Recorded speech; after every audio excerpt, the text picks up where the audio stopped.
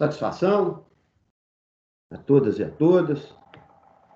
Prosseguindo aí com a nossa aula sobre a Revolução Científica no século XVII, nós vamos aprofundar um pouco mais aí nessas descobertas, isso se por dizer, dessa ciência, né? Então, compartilho com vocês no nosso PowerPoint e já vou lá trazer para vocês aí as descobertas científicas, né? Então, vejam, foi no século XVII, né, que se assistiu à afirmação da ciência experimental, né? Então, a partir daí, agora, os indivíduos passam a procurar descobrir os fenômenos da natureza e as leis que os regem, mesmo. Então, nós falamos a princípio, lá no primeiro momento, sobre essas três grandes figuras, né, que foram importantíssimas nesse processo. Mas volto agora a aprofundar um pouco mais com vocês. Exemplo disso, né, o inglês Francis Bacon, né, filósofo, matemático, né, na sua obra, O Progresso, autor de várias obras, mas nós destacamos aqui para vocês o Progresso do Conhecimento e o Novo Organum, onde ele privilegia o que ele vai chamar de método indutivo, né? Privilegiar as experiências laboratoriais, né, como parte, que é um ponto fundamental do conhecimento, então, seja experimentar mesmo em laboratório, né, investigar, pesquisar, para chegar ao conhecimento, né? E esse método indutivo que ele ressalta muito bem, o chamado método indutivo, significa o quê? Que o conhecimento, segundo Bacon, é adquirido partindo da observação de muitos, né, dados singulares para atingir uma verdade universal. O que significa isso, né?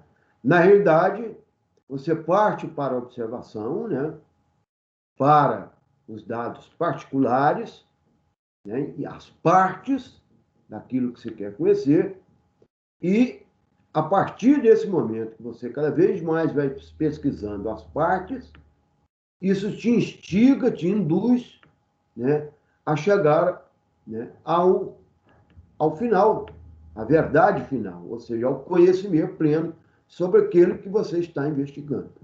Então, começar a investigar a partir das partes, né, para se chegar ao todo. Isso é bem no termo do pensamento, né, da filosofia, né? Na prática, isso é, né, observar, né, o fenômeno da natureza nas suas particularidades, né? E assim você vai criando um processo até conhecer o todo. Também destacamos a figura de René Descartes, filósofo, matemático, físico, francês, né? Que tem uma produção extremamente interessante, né? Autor de vários trabalhos, mas nós vamos destacar aí, a princípio, nós chamamos de discurso sobre o método, onde ele busca bem conduzir a razão, né, e procurar a verdade nas ciências. Olha o tanto que isso é, para nós, contemporâneo nos nossos dias. Né? Bem conduzir a razão e procurar a verdade na ciência. Correto? Perceba a profundidade disso nos dias atuais, né? Não procurando bem conduzir a razão, não buscamos a verdade na ciência. Não é o que tem acontecido muito? Então, está lá o Descartes falando isso para nós, né? E ele parte do princípio, gente, que tanto as opiniões tradicionais quanto as experiências comuns não são guias de mérito duvidoso, são guias de mérito duvidoso. Ou seja, o que significa isso? Para se conhecer de fato, preciso que ele vai chamar de método matemático de dedução pura. Então, ele se isenta das experiências comuns, né, das opiniões tradicionais, Olha as opiniões. Ai, na minha opinião, não é isso? Ah, fulano experimentou isso. Ele isenta disso e vai buscar, de fato, no método matemático, que eu chamo da dedução pura, que é a dúvida. Ele duvida de todas essas opiniões tradicionais, essas experiências, né, comuns, sabe? Duvida de tudo isso para poder buscar, de fato, né, a partir da metodologia, da dúvida metodológica, né, que eu chamo, né, né, duvida de tudo, e a partir dali ele busca pelas singularidades, né, a partir de pequenas teorias ou pequenos axiomas, é assim que eu chamo, né, pequenas verdades, ele vai constituindo até chegar à verdade universal. Então, René Descartes tem uma influência, uma interferência muito grande nesse sentido, né? Afora a sua produção matemática, nós vamos falar um pouco mais para frente, né? Isaac Newton, outra figura importantíssima, né? Talvez um dos grandes cientistas da história, né? O Newton, gente, né? Escreve entre outros, N trabalhos, os princípios de uma filosofia da natureza, onde ali ele, né, propõe, ali ele identifica, né, ali ele fundamenta o que ele vai chamar das leis físicas aplicáveis na Terra e se aplicam a todo o universo. Quer dizer, então ele é o cara que descobre, né, codifica matematicamente essas leis físicas, né, e aí destaca, por exemplo, as leis universais, né, da gravitacional, as leis gravitacionais, né? Que tantas essas leis podem ser aplicadas nos fenômenos que ocorrem na Terra, né? Como também em todo o universo. Para isso, nós vamos entender mais para frente que o Newton é considerado o pai aí da astronomia, né? Ele abre o caminho para essa astronomia moderna. O pessoal está acabando de chegar aí em Marte, né? Uma sonda mandada, né, a Marte aí recentemente, trazendo as suas primeiras imagens, né? Utilizados esses estudos para colocar essas máquinas, né, no espaço a partir das leis de Newton. Então veja lá, século XVII, né, essa produção matemática, astronômica, né, de Isaac Newton. Bom, partindo aí para frente, gente, nós vamos destacar para vocês que além, né, além desses camaradas, como base dessa produção toda, né, nós vamos ter um grande progresso, né, no século XVII, da matemática, da física, da química, da biologia, da astronomia, né, que serão bases aí depois para as outras revoluções, revolução industrial no processo produtivo, né, consequentemente, essas relações das ciências sociais, né, como a ciência social passa a derivar a partir dessa ciência que se desenvolve no século XVII. Né? Então, destacamos para vocês aí o surgimento, né, da física moderna do século XVII. E destacamos a figura de Isaac Newton. Né? Então, já falamos para vocês, né, uma das suas grandes produções, né, a teoria da gravitação do universo, a gravitação universal, né? Aí está meio mal escrito, mas é a teoria da gravitação universal. Né? Tem um do e um do que não precisa. Né? Ou seja, ele sistematizou a física do universo. Ou seja, o universo funciona sobre leis físicas e movimentos em que a física pode explicá-los, né? Através de conceitos básicos. Olha os conceitos básicos que ele traz de massa, de força, de inércia, movimento, tempo.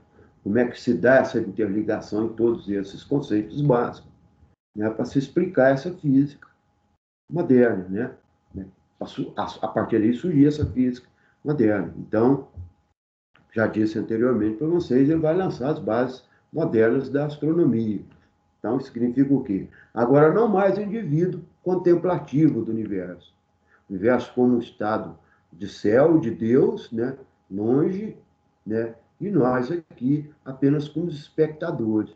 Mas agora esse universo atingível, esse universo palpável, esse universo agora compreensível, né? Então, isso é aquilo que nós chamamos de lançar as bases da astronomia moderna, né?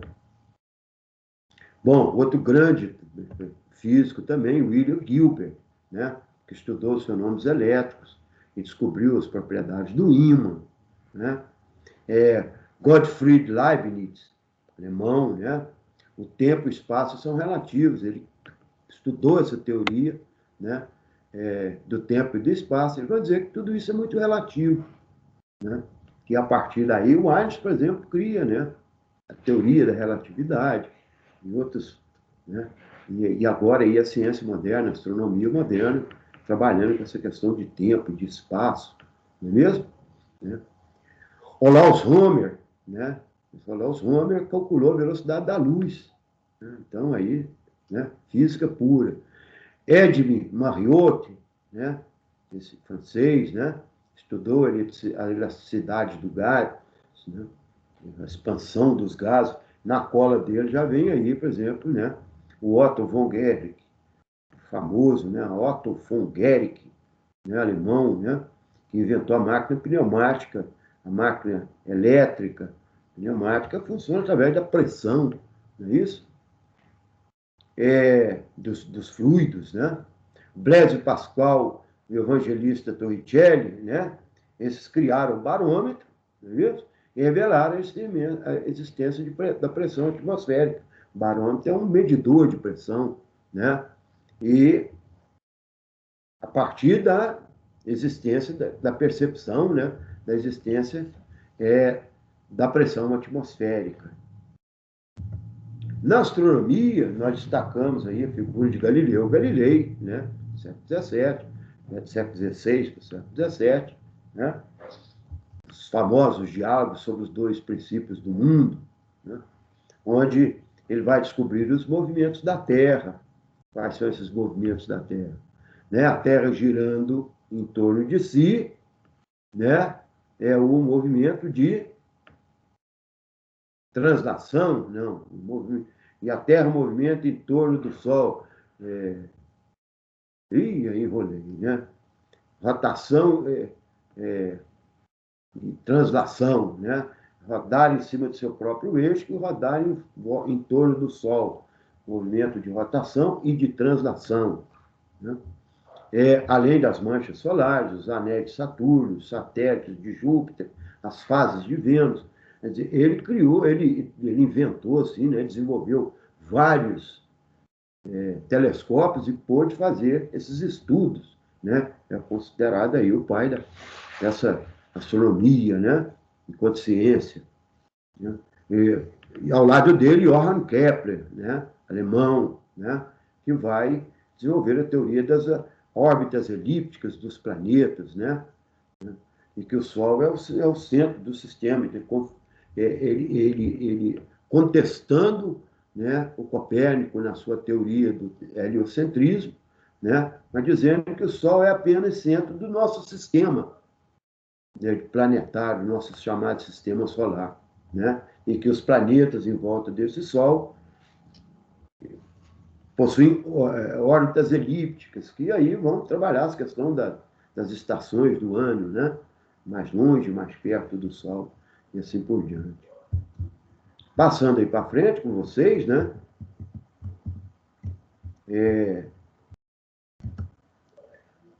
As ciências matemáticas, né? Vamos lá, vou botar lá no Descartes, né? Pierre Fermat e Descartes, né? Com a chamada geometria analítica, desenvolve a geometria analítica. O Newton e o Leibniz, né? Desenvolvem o cálculo diferencial. Pascal, né? O cálculo das probabilidades. O Leibniz, de novo, né? Jacques Bernoulli, né? O cálculo infinitesimal. São desenvolvem essa matemática mais complexa, né? Na química, nós vamos destacar, por exemplo, a figura de Robert Boyle, considerado o pai da química moderna, né? Iniciou os estudos sobre a química orgânica, né? Também é o autor da classificação dos compostos, né? Ele classifica como os sais, os álcalis e os ácidos, né? Cada um no seu eixo, né? No seu campo, e além de continuar os estudos sobre a teoria atômica. Destaca da minha figura, né, de Jean-Baptiste van Helmont, né? Esse fazem um estudo profundo sobre os gases, né? Joaquim Becker, né? Estabeleceu o papel dos elementos simples, dos elementos compostos, né? Então, qual a função dos elementos enquanto o elemento em si, enquanto ele na composição dos corpos.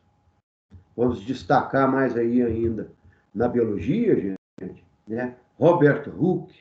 Embora a biologia no século XVII não tenha tido assim, a mesma intensidade de desenvolvimento tal qual a matemática, a física, a química, né? Mas não podemos deixar de falar, por exemplo, de Robert Hooke, né?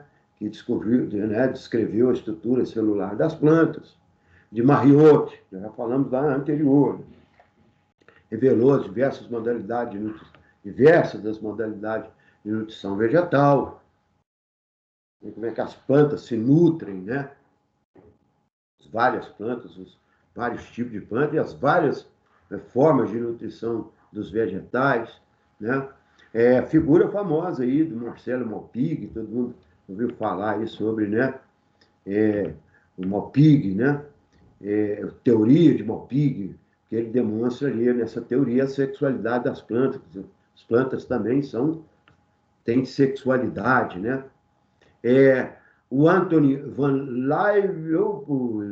nossa senhora, Leeuwenhoek, né? Leeuwenhoek, Anthony van Leeuwenhoek, né? Que descobre os espermatozoides. Então, a partir desse momento é que se rompe, de fato, aquela século XVII, né? Aquela concepção de Deus-homem, agora para homem-natureza, né? De que nós não estamos mais naquele mundo extremamente sujeitas benévoles dos céus, né? De Deus, das coisas divinas, mas nós estamos num mundo em constante processo de mutação, né? Em desenvolvimento, o tempo tal qual, né? O tic-tac de um relógio, né? Então é isso aí. Prazer em falar com vocês. Ficamos por aqui e tenham todos uma boa semana.